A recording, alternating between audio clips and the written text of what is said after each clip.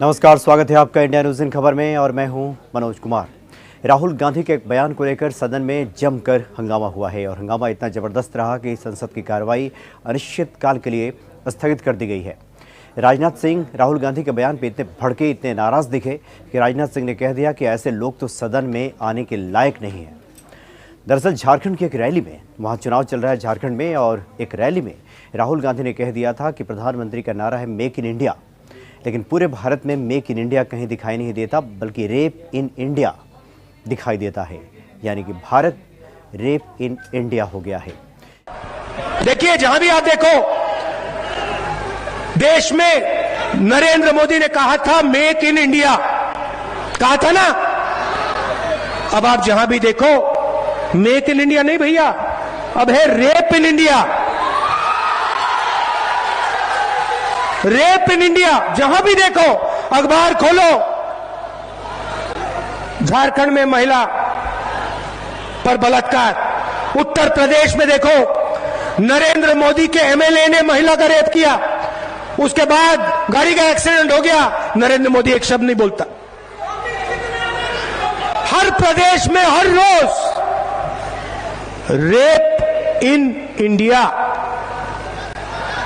नरेंद्र मोदी जी कहते हैं बेटी पढ़ाओ बेटी बचाओ। मोदी जी, आपने ये नहीं बताया किससे बचाना है, बीजेपी के एमएलए से बचाना है।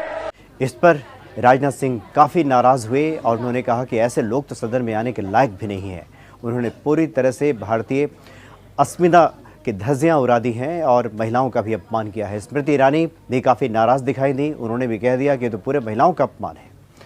चूँकि मेक इन इंडिया के तर्ज पर रेप इन इंडिया कहना, ये कहीं से भी मुनासिब नहीं कहा जा सकता इसे।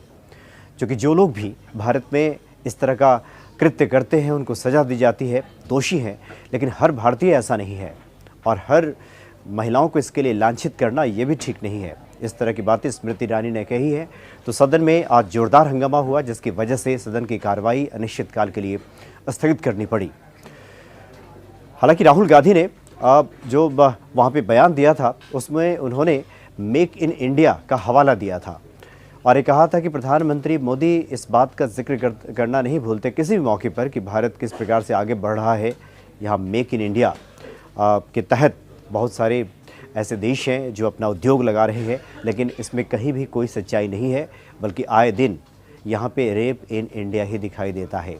अभी कुछ दिन पहले राहुल गांधी ने दिल्ली को रैप कैपिटल भी कहा था। उस वक्त भी राहुल गांधी की काफ़ी आलोचना हुई थी और उस वक्त भी लोगों ने कहा था कि इस तरह से राहुल गांधी का बयान देना ठीक नहीं है, क्योंकि दिल्ली में काफ़ी बड़ी संख्या में अच्छे लोग रहते हैं। दो चार बुरे लोगों की वजह से पूरे दिल्ली को बदनाम करना ठीक नहीं होगा।